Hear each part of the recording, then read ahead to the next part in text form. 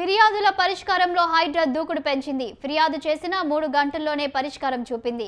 హైదరాబాద్ కుత్బుల్లాపూర్ మున్సిపాలిటీలోని జీడిమెట్ల గ్రామంలోని survey number 218, 214లో ఉన్న రుక్మిణి ఎస్టేట్స్కు చెందిన పార్కును కాపాడింది హైడ్రా. 1200 గజాల పార్కు ఉంటే తప్పుడు పత్రాలతో సగానికి పైగా కబ్జా చేశారు భూ కబ్జాదారులు.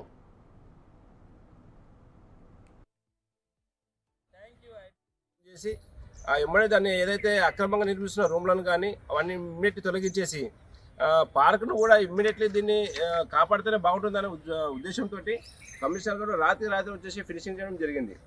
కాబట్టి హైదరాబాద్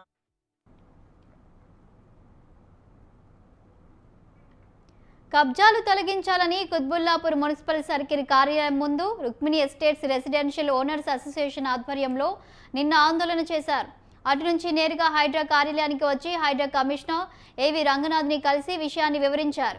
వెంటనే జోనల్ కమిషనర్ అపూర్వ చౌహాన్కి ఫోన్ చేసి ఆక్రమణలు తొలగించాలని హైడ్రా కమిషనర్ సూచించారు.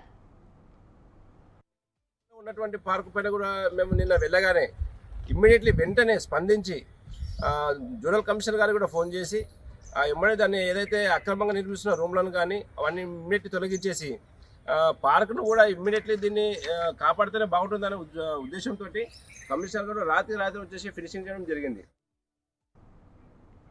మధ్యాహ్నం ఫిర్యాదు అందగా సాయంత్రానికే మున్సిపల్ సిబ్బందితో కలిసి హైడ్రా రంగంలోకి దిగి ఆక్రమణలను తొలగించింది.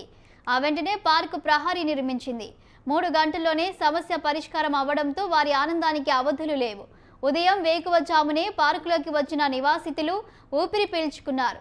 పార్కు ప్రొటెక్టెడ్ బై హైడ్రా బోర్డును చూసి మురిసిపోయారు. ఆనందంతో సంబరాలు చేసుకున్నారు. హైడ్రా చర్యలను అభినందించారు.